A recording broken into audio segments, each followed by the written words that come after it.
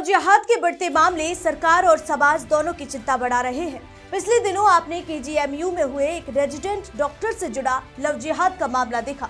इस मामले में कई खुलासे हुए थे। डॉक्टर रमीज गिरफ्तार हुआ था, लेकिन गिरफ्तारी के बाद पुलिस ने कई बड़े खुलासों की आशंका जताई थी और अब उन खुलासों की रिपोर्ट जब सामने आई तो ये साफ हो गया कि ये मामला झूठा नहीं था और 1, 2 या 10-12 नहीं बल्कि इतना बड़ा खुलासा हुआ कि पुलिस को ऐसे सबूत मिले हैं। अब पुलिस के भी पैरों तले से जमी खिसक गई है। देखकर आप भी सुनेंगे तो दंग रह जाएंगे।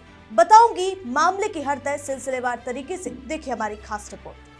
नमस्कार, मैं हूं आराधना रामदेव। आप देख रहे हैं वीके न्यूज। उत्तर प्रदेश की राजधानी में स्थित प्रतिष्ठित किंग जॉर्ज मेडिकल यूनिवर्सिटी को शर्मसार कर देने वाले लव जिहाद और यौन शोषण के मामले में चौक पुलिस ने बड़ी कार्रवाई की है। महिला रेजिडेंट डॉक्टर के साथ दुष्कर्म, जबरन गर्भपात और अवैध धर्मांतरण के आरोपी डॉक्टर रमीज उद्दीन नायक और उसके परिवार के खिलाफ पुलिस ने अदालत में करीब 800 पन्नों की विस्तृत चार्जशीट दाखिल कर दी है। इस चार्जशीट में न केवल पीड़िताओं के रोंगटे खड़े कर देने वाले बयान दर्ज है, बल्कि आरोपी के पास से बरामद 4000 जीबी डेटा और 500 से ज्यादा अश्लील वीडियो उसकी 12 साल पुरानी काली करतूतों की गवाही दे रहे हैं। आप सोचिए इसकी मानसिकता कितनी घिनौनी होगी, जिसने 500 से ज्यादा लड़कियों को अपनी हवस का शिकार बनाया और उन लड़कियों के वीडियो बनाकर अपने पास रखे, जिससे वो उन्हें ब्लैकमेल करके पैसे ऐंठता रहे। लखनऊ की चौक पुलिस ने मुख्य आरोपी डॉक्टर रमीज उद्दीन नायक, उसके पिता सलीमुद्दीन, मां खतीजा और एक सहयोगी शारिक खान के खिलाफ कोर्ट में चार्जशीट दाखिल की है। जांच में सामने आया कि डॉक्टर रमीज केवल एक डॉक्टर नहीं बल्कि एक शातिर शिकारी की तरह काम करता था।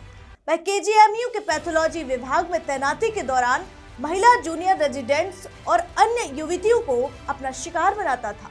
पुलिस के अनुसार रमीज का काम करने का तरीका बेहद प्रोफेशनल और खतरनाक था। वह पहले महिलाओं से दोस्ती करता, खुद को उनका सबसे बड़ा हमदर्द बताता और फिर करियर और आर्थिक मदद का झांसा देकर उन्हें अपने जाल में फंसाता था। फिर उनके साथ संबंध बनाता और फिर असली खेल शुरू होता था। इस मामले में सबसे बड़े और चौंकाने वाले खुलासे आरोपी के लैपटॉप से हुए। पुलिस ने डॉक्टर रमीज के पास से 3 लैपटॉप बरामद किए थे।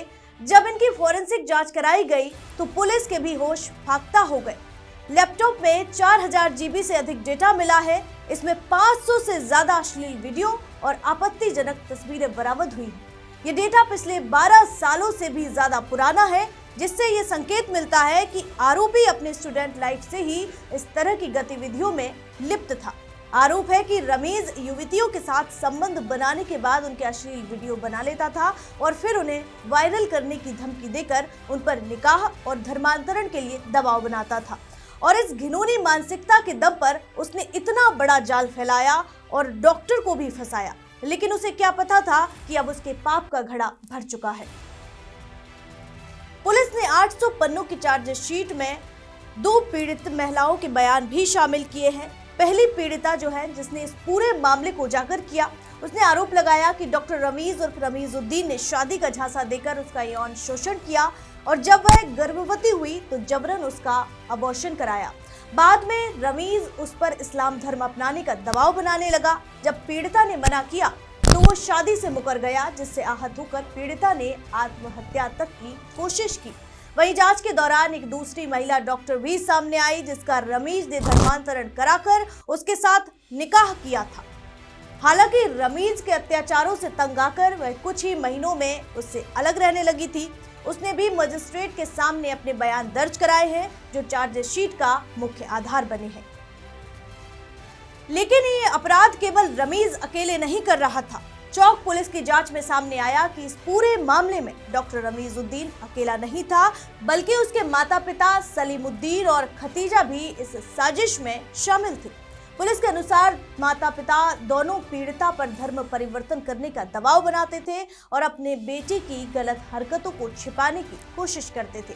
इसके अलावा निकाह में गवाह बनने शारिक खान को भी आरोपी बनाया गया है और इन सभी के खिलाफ दुष्कर्म, जबरन नशीला पदार्थ देने, जबरन गर्भपात कराने और अवैध धर्मांतरण रोकथाम कानून की गंभीर धाराओं में मामला दर्ज किया गया है।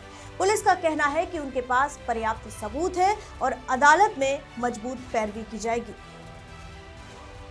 इंस्पेक्टर चौक नागेश उपाध्याय के मुताबिक उन्होंने बताया कि हमने डिजिटल साक्ष्य, फॉरेंसिक रिपोर्ट और पीड़िताओं के बयानों को मजबूती से अदालत के समक्ष रखा है। आरोपी के खिलाफ 7 गंभीर धाराओं में मुकदमा चलाया जाएगा।